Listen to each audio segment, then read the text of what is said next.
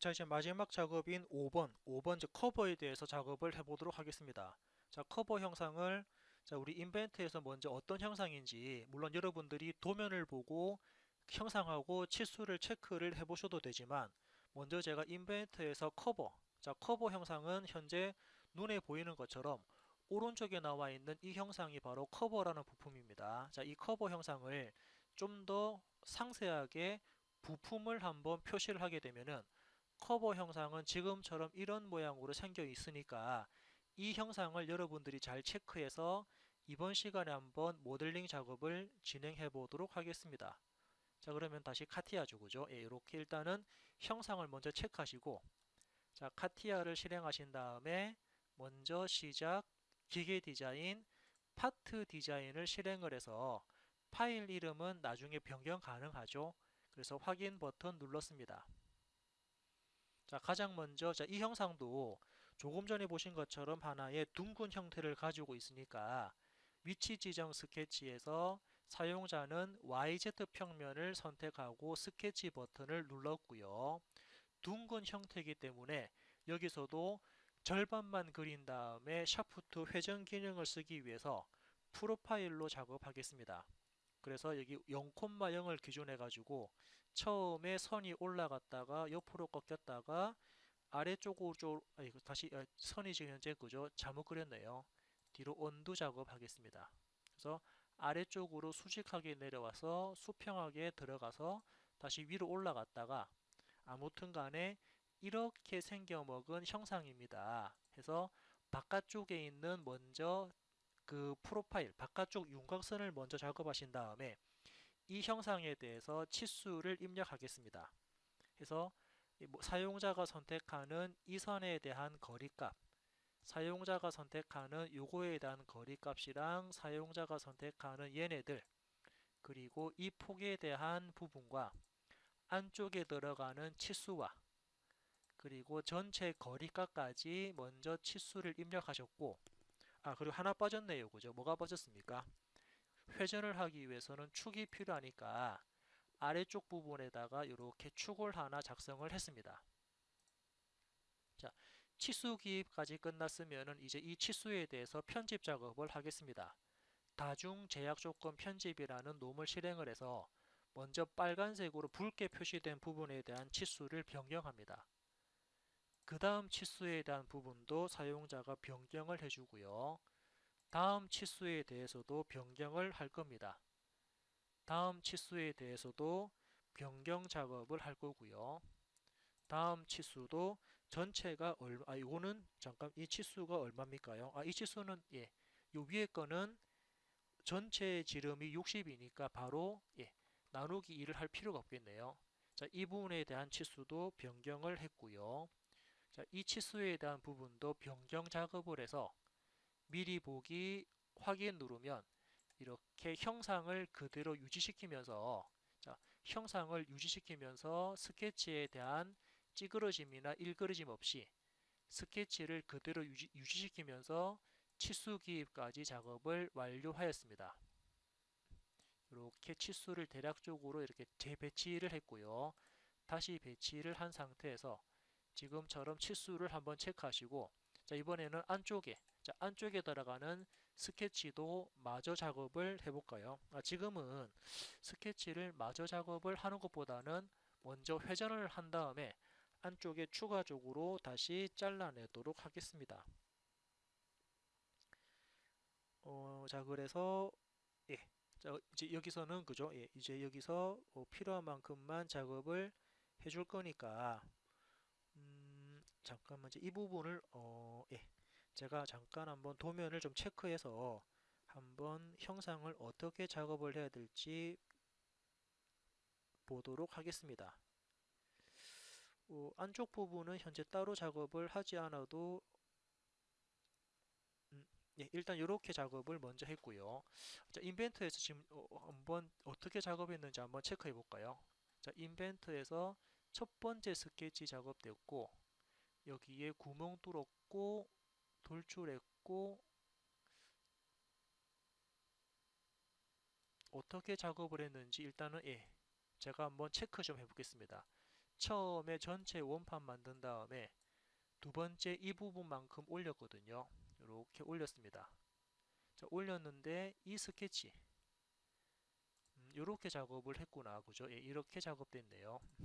그래서 아마 이 구멍 부분은, 자, 이제 이 구멍 부분은 나중에, 자, 이 구멍은 제가 나중에 이렇게 작업을 좀 해주도록 하겠습니다.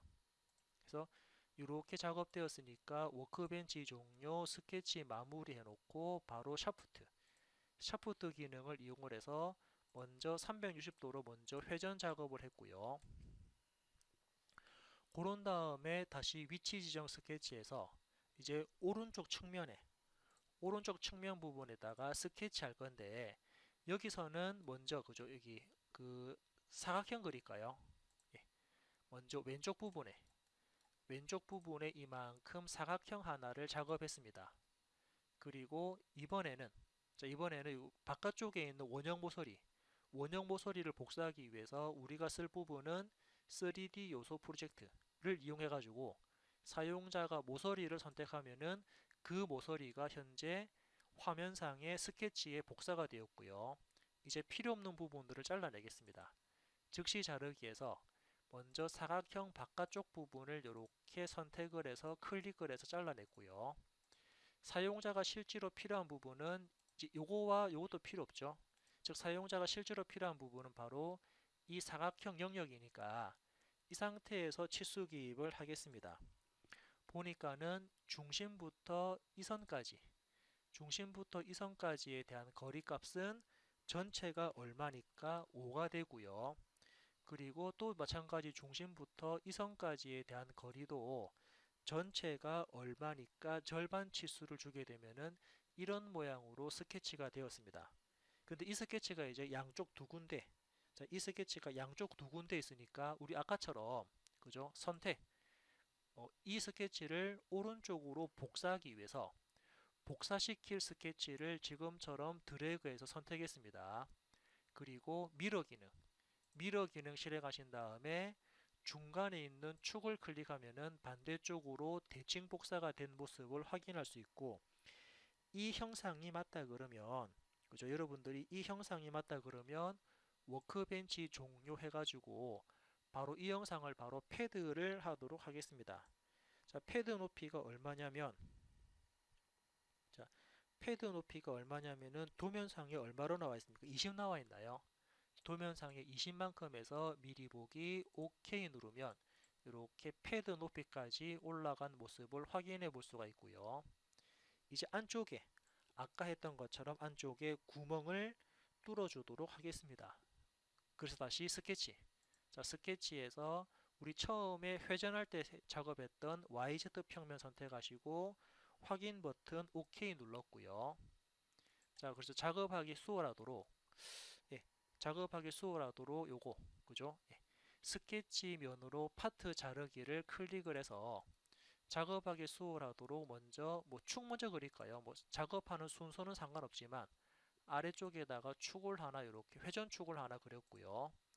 이제 프로파일 기능을 이용을 해서 프로파일보다는 바로 사각형을 먼저 그리는 게 더 빠를 것 같네요. 지금은 0,0을 기준으로 해서 사각형 하나 대충 그렸고, 이 사각형에 대해서 제약 조건 들어갑니다.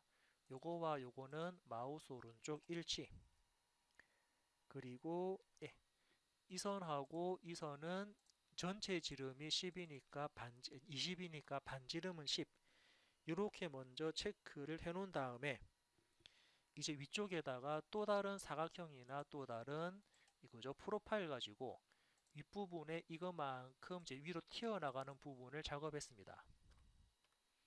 그리고 제약 조건에서 즉시 자르기에서 필요 없는 부분들을 이렇게 잘라내면은 사용자가 원하는 그림을 그렸고요. 그래서 이제 중심부터 얘까지에 대한 거리값을 입력합니다. 그리고 전체 폭도 입력해 볼까요? 이렇게 전체 폭 치수도 사용자가 입력을 했고, 이제 도면을 보게 되면은 이 선부터 이 선까지의 폭을, 자, 거리값이죠. 이 거리값을, 자, 이렇게 아마 도면 치수 보게 되면은 요거는 여러분들이 계산이 가능할 것 같습니다. 아무튼 이렇게 6.5에서 빼기 해야 되죠. 그죠? 빼기 한 다음에 이 치수만큼 6.5에서 이 치수만큼만 빼버려라 확인하게 되면은 요거에 대한 위치를 잡을 수가 있습니다. 아무튼 스케치가 되었으니까 워크벤치 종료해서 얘를 어떻게 그룹으로 잘라낼까요? 그룹 하시면서 OK 버튼 누르면 요거만큼 잘려져 나가는 부분을 확인해 볼 수가 있습니다. 자, 요렇게 잘랐고요. 다음은 이제 여기 위쪽이랑 아래쪽에 구멍이 생성되니까 자, 구멍을 한번 이번에는 그죠? 바로 스케치에서 바로 측면 부분의 구멍을 바로 잘라낼게요. 물론 뭐 YZ 중간에 작업하셔도 되지만 지금은 어차피 구멍이 직선으로 잘리니까 측면 부분에다가 스케치를 바로 작업할 수 있고 이 측면 부분에 바로 원 하나 그릴까요? 위에다가 원 하나 대충 그린 다음에 이 원에 대해서 치수 주겠습니다. 이 원의 지름, 자, 이 원의 지름 값은 얼마냐면은 6이 되고요. 그리고 측면입니까? 측면 모서리부터 원 중심까지의 거리 값은 도면에 나온 값을 입력하고요. 그리고 중심부터 이 중심까지, 원 중심까지의 거리 값도 사용자가 입력을 했습니다. 그러면은 방금 이제 선택할까요? 방금 작업한 이 원은 아래쪽으로 똑같이 대칭 복사 미러를 할 겁니다. 그래서 복사시킬 형상을 먼저 선택해 놓고 미러 기능 실행한 다음에 그 축, 그 대칭 복사하기 위한 축을 선택을 하시면은 반대쪽으로 대칭 복사되었고요. 이게 맞다 그러면 워크벤치 종료해서 이 영상을 포켓으로 반대쪽으로 전체를 다 잘라라 라스트 그리고 OK 누르면 구멍이 생성되었습니다. 자, 이제는 여기 위쪽에 카운트 보호 들어가니까 카운트 보호 작업을 하기 위해서 사용자는 다시 구멍 기능 들어갈까요? 구멍에 들어가서 어디 측면에다가 구멍을 생성할 겁니다. 확인 버튼 눌렀고요. 그리고 스케치에서 구멍의 위치를 잡도록 하겠습니다. 현재 화면이 이렇게 뒤집어졌는데 뭐 크게 뭐 상관없나요? 자, 그래서 화면을 이렇게 뒤집어 가지고 작업하기 쉬운 위치로 좀 돌려놓고요. 원래 이 모양 이제 이 부분입니까? 이렇게 해서 이제 실제로 이제 이 부분이네요. 여기다가 사용자가 필요한 만큼만 원 하나를 아, 지금 바로 원 작업하기보다는 바로 선 그려도 될 것 같습니다.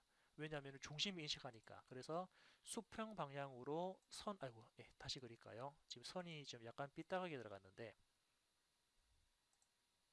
현재 화면이 이렇게 뒤집어졌거든요. 다시 이렇게 좀 돌려놓고 아이고 잘못 찍었습니다. 이렇게 화면 돌려놓고 대략적으로 수평 방향으로 대충 맞춰놓고 먼저 원점 기준에서 수평 방향으로 선 그렸고 원점 기준에서 수직 방향으로 또 선 그릴까요? 원점 기준에서 수직 방향으로 또 선 그렸고 이제 이 선, 대각선과 이 선에 대한 각도는 45도가 되고 그리고 이 선이죠. 이 선의 거리값, 자, 이 선의 거리값은 얼마냐면은 전체 지름이 50이니까 25가 되네요. 자, 그러면은 사용자는 뭡니까? 예, 이 선의 끝점하고 자동으로 생성된 점, 그죠? 선의 끝점이랑 자동으로 생성된 점, 이 점 두 개는 마우스 오른쪽 일치되어라 그러면은 일치된 부분에 이제 카운트 보호를 작업할 수 있습니다. 워크벤치 종료하시고요. 자, 먼저 카운트 보호니까 먼저 여기서는 작은 쪽, 자, 작은 쪽 지름에 대해서 먼저 입력합니다. 작은 쪽 지름은 5.5가 되고 그리고 작은 쪽 깊이는 구멍 깊이는 전체 다 뚫을 거니까 라스트. 그리고 이번엔 타입입니까? 타입에 들어가서 이제 큰 지름이죠. 큰 지름 줄 거냐면은 카운터 보호입니다. 카운터 보호는 큰 지름의 지름 값을 입력하고 그리고 큰 쪽에 대해서 깊이 값을 입력합니다. 깊이 값은 여기 4.6 나와 있나요? 예, 깊이 값은 4.6을 입력을 해서 깊이 값 4.6을 입력을 하고 OK 버튼을 누르면 이렇게 카운터 보호 형상이 만들어지는 거 볼 수 있고 이 카운터 보호 모양이 반대쪽에도 똑같이 만들어지니까 여기서는 원형 패턴 해볼까요? 복사시킬 형상은 미리 이렇게 선택되어 있습니다. 그래서 예, 원형 패턴, 원형 패턴 하는데 몇 개를 만들 거냐면 두 개를 만들 건데 그때 간격은 180도 간격으로 두 개를 만들어라. 그리고 선택사항 없음을 체크해 놓고 어떻게 원형 모서리죠. 원형 모서리 클릭하신 다음에 확인 버튼 누르면 반대쪽으로 복사가 되면서 이렇게 형상이 만들어지는 걸 볼 수 있고 이제 마지막으로 못따기만 처리하면 되나요? 예, 그 챔퍼 기능에서 못따기는 4가 됩니다. 어느 모서리?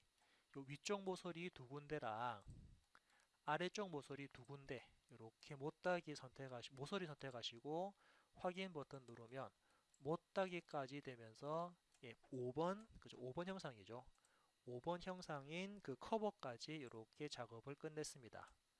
파일에서 다른 이름으로 저장해서 5번까지 저장 버튼을 딱 누르게 되면은 5번 기능까지 확인이 끝났습니다.